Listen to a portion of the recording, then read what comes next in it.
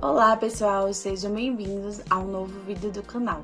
E no vídeo de hoje vamos falar sobre IAM, que é a plataforma de gerenciamento de identidade e acesso da AWS. Vamos também falar sobre usuários, grupos, ferramentas de segurança, policies e muito mais. Então fica comigo e vamos lá!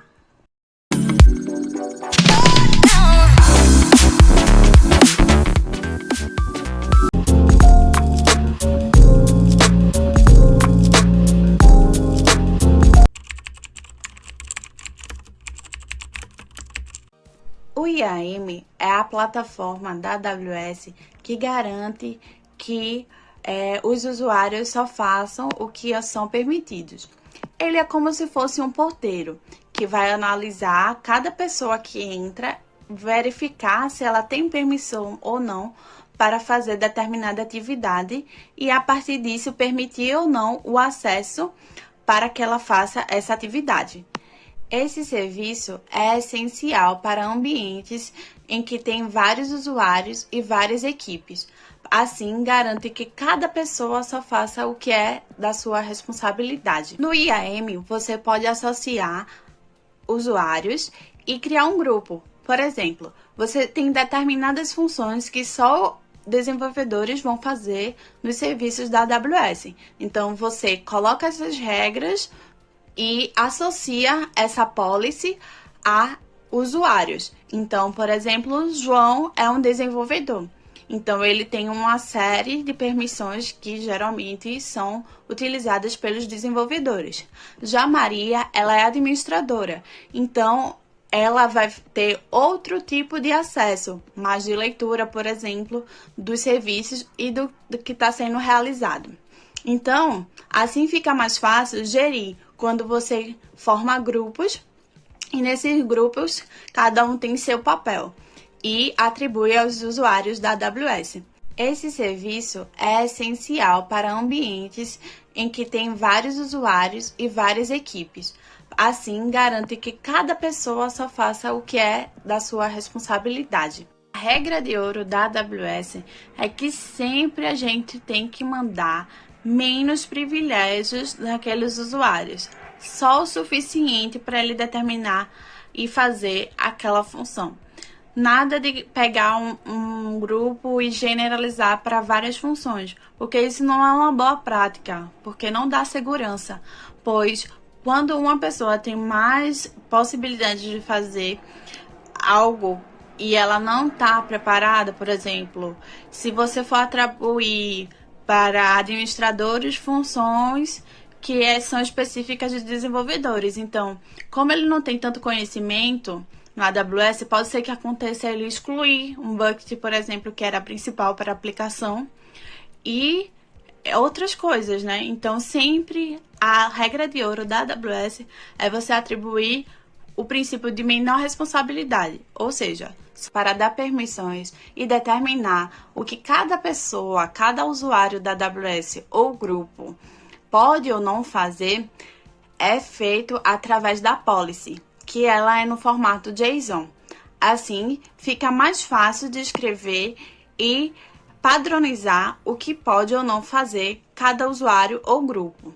Lembrando que sempre é mais recomendado agrupar os usuários da AWS em grupos do que sozinhos, mas também é possível deixar um usuário sem um grupo, porém o contrário não é verdadeiro. Você não pode deixar um grupo sem usuários. Por exemplo, uma policy ela pode permitir que um usuário acesse um bucket específico da AWS e também pode impedir que esse mesmo usuário exclua uma instância do EC2. Então, através dela é que é possível controlar e dar mais segurança do que esses usuários estão fazendo na conta da AWS. Então, agora vamos entender um pouco mais como é essas permissões do IAM, que são as policies, porque ela tem uma estrutura bem definida e a gente vai entender agora os elementos dessa policy.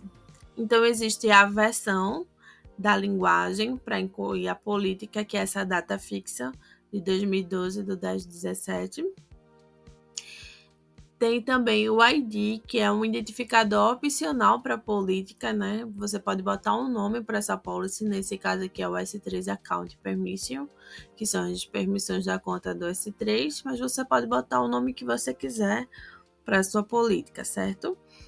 E tem também o statement, que pode ser uma ou mais declarações individuais. Nesse caso, o statement é obrigatório, porque é onde você vai definir o que vai ser cada política. Então, dentro do statement tem um CID, que ele é um identificador operacional, né? Porque pode ter mais de uma declaração dentro da sua política, né? Então o CID vai numerando, né, cada política. E também tem o efeito. O efeito pode ser permitindo ou negando o acesso. No caso, pode ser allow para permitir e deny para negar o acesso. E tem o principal, que vai conter a conta, o usuário, a função no qual essa política se aplica, né? Então, quem é que vai ter essa política, né? Que vai ter que passar por essa regra. Aí a gente descreve aí no principal. Tem também o ação, action, que lista as ações que essa política permite ou nega. Nesse caso aí tem o S3 Get Object e o S3 Put Object. Ou seja, ele está permitindo você pegar e colocar objetos no S3. E tem também o Resources, que o Resources vai dizer a lista de recursos aos quais as ações se aplicam. Ou seja, está dizendo que é só nesse bucket aqui, My Bucket, todos os buckets que tiver nessa pasta, My Bucket, é que vão ser aplicadas essa regra. E tem também as conditions, que são as condições, né? Então aqui a gente vai ver um exemplo de policy também mais enxuta, que é, aqui está dizendo a versão, né, com essa data fixa, tem o statement que vai dizer a descrição dessa política, no caso ele está tendo o efeito de permitir, né, allow, a ação é o S3, ele só está permitindo get object, e o resources é todos do MyBucket, né, da pasta MyBucket.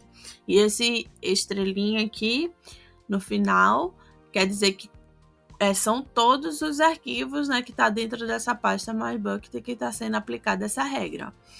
E a AWS também é bem interessante que ela possui uma ferramenta de simulador, que aí garante, né, que você possa simular suas policies para ver se está tudo certinho e que ela funcione conforme você espera. Então é bem interessante essa ferramenta da AWS. Existem 3 tipos de policies que a gente pode usar. A primeira delas é o Inline Policy, que é criada diretamente dentro de um usuário, grupo ou rule e não pode ser reutilizadas e são específicas para aquele recurso. Já o AWS Managed Policies são criadas pela AWS com permissões comuns para facilitar o uso. E tem o Customer Managed Policies, que são criadas por nós, né, para atender as necessidades específicas da conta. Então, existem esses 3 tipos de policies que gerenciadas, né, usadas na plataforma da AWS. Outra forma, né, bem interessante da gente fazer, que é bem usual na AWS, é a política de senha do IAM. Então, dentro do IAM, a gente pode configurar como vai ser as políticas de senha, né? Então, dentro dele, a gente pode definir um tamanho mínimo de senha, exigir tipos específicos de caracteres, que vai ser só letra, só número, misturar. Então, permitir também que os usuários do IAM mudem suas próprias senhas ou não. Obrigar os usuários a mudar a senha periodicamente.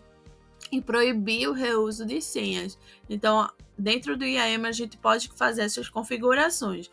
E essas práticas ajudam a proteger, né, sua conta e seus dados na AWS. Então, é bem importante também você configurar essas políticas de senha.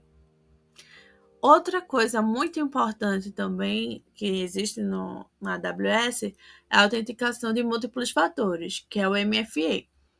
E é uma camada extra de segurança de sua conta, né? Então, você vai ter sua senha, né, que você configurou lá, que vai ser gerada, e tem o MFA, que é uma segunda camada de segurança, porque mostra o que você tem de senha e o celular, geralmente os invasores, né, não vai ter acesso a esse celular. Pode também ser vários tipos que tem lá na AWS, mas o mais comum é o MFA. Então, é bem importante.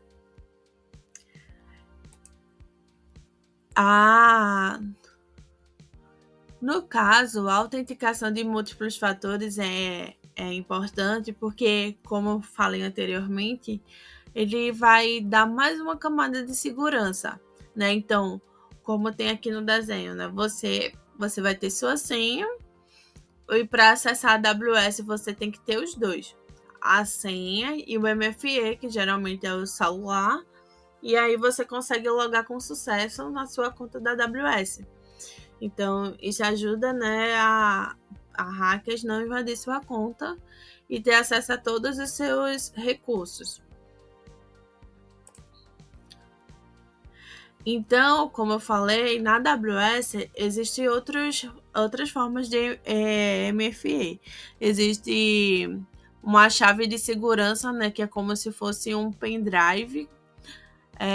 Existe também o autenticador via app, que é geralmente mais usado, né, que é pelo celular. E existe esse Hardware Top Token, né, que também é outra forma física de você ter para poder acessar a AWS. Então, agora a gente vai ver como os usuários podem acessar a AWS.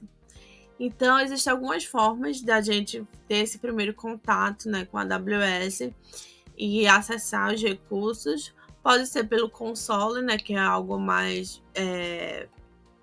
fácil de visualizar e de ver os serviços e você configurar. Mas também tem a interface, né, que é da linha de comando, que é o Cloud Shell da própria AWS, que é o CLI, que é a interface da linha de comando, que você pode fazer as configurações.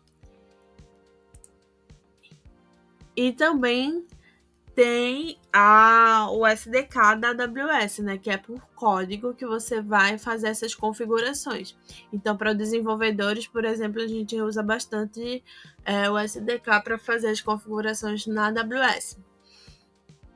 Mas existem essas três formas, tanto o SDK como a linha de comando e também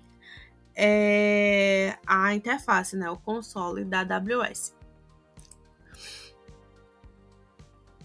Então, para a gente acessar a AWS, tem a chave de acesso, que é o Assessment Key ID, que funciona como se fosse um nome, né, do usuário, sendo que vai ser gerada uma senha para identificar, né, um código para identificar esse usuário.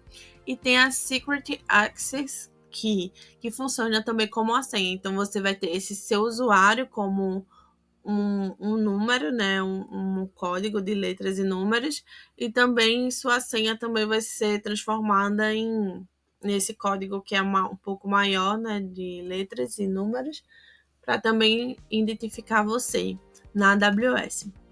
A AWS também existe IAM Roles para serviço, né? Porque alguns serviços da AWS precisam realizar ações por você, né, no processo de automatização.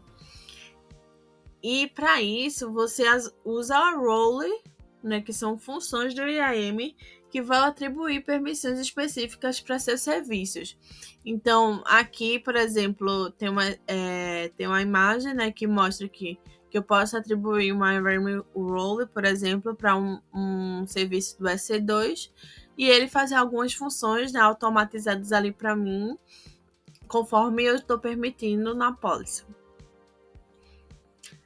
Então, alguns exemplos, né, de roles comuns são, por exemplo, o EC2 Instance Roles, que vão permitir que instâncias EC2, né, que são servidores virtuais, acessem outros serviços da AWS, como um S3, um DynamoDB, por exemplo, que é um banco de dados. Existe também o Lambda Function Roles, que permite que funções Lambda, né, que é muito usado para automatizar, interajam com outros serviços, como escrever logs no CloudWatch, né, que é o serviço de logs que consegue monitorar o que está acontecendo na aplicação, ou também acessar um banco de dados. Existe também o Roles para o CloudFormation, que permite, né, que o CloudFormation, que é um processo automatizado para configurar os serviços da AWS, ele possa configurar, excluir, né, recursos como se fosse eu, né, num processo automatizado, de acordo com as templates definidas, né? Então, essas roles são essenciais para automação e segurança de gerenciamento da AWS. Então, são formas, né, que você vai fazer a automação, mas vai garantir que ela só vai automatizar o que você configurou, o que você permitiu que ele faça de forma automática. Então, é muito importante, né, também ter esse conhecimento de roles na AWS. Então, a AWS também existe algumas ferramentas de segurança no IAM, que são os relatórios de credenciais do IAM, que esses relatórios é gerado no nível de conta, né? Ele lista todos os usuários da conta e os status da sua credencial, como senhas, chave e os MFAs desse usuário.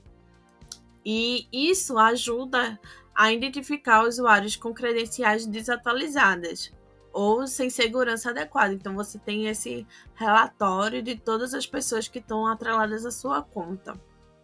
Tem também o assessor de acesso do IAM, também como um Access Advisor, que essa ferramenta é nível usuário também. Ele mostra as permissões de serviços atribuídas a um usuário e a última vez que o serviço foi acessado. Com essas informações, você pode ajustar as políticas removendo permissões desnecessárias, né? Então, você consegue ver se aquele usuário tem mais permissões do que a sua função precisa e aí consegue tirar, né? Ou colocar se o usuário ainda não tem aquele acesso. Então, essas ferramentas, elas são essenciais para monitorar, revisar e melhorar a segurança das contas e acessos do IAM da AWS. Então, a AWS deixa bem definido, né, o que é a responsabilidade dela e o que é a responsabilidade nossa. Então, a gente tem que saber que a AWS ela só é responsável pela infraestrutura, ela é responsável pela análise de vulnerabilidade e também pela conformidade. Já a gente, né, como usuário, somos responsáveis pelo gerenciamento e monitoramento dos usuários, dos grupos, das roles e das políticas. Somos responsáveis por habilitar ou não o MFA, por exemplo, que é a autenticação de multifatores. Temos responsabilidade como a rotação das chaves de acesso, né? Quanto tempo vai expirar as senhas, o uso das ferramentas do IAM, então toda a parte de segurança do código, vamos ter que ver se nosso código está sendo desenvolvido de forma segura, né? Análise de padrões de acesso e revisão de permissões. Então, tudo isso é nossa responsabilidade. Porque às vezes a gente, por exemplo, se tiver uma invasão do nosso código, a AWS não, por causa de má prática, né, do nosso código, a gente esqueceu de colocar alguma regra de segurança ali no nosso código, a AWS não tem responsabilidade sobre isso, porque isso é nosso papel de garantir, né, que nosso código ali tá realmente bloqueando os invasores. E é isso, pessoal. Espero que tenham gostado. Obrigada por terem assistido e até a próxima. Tchau, tchau.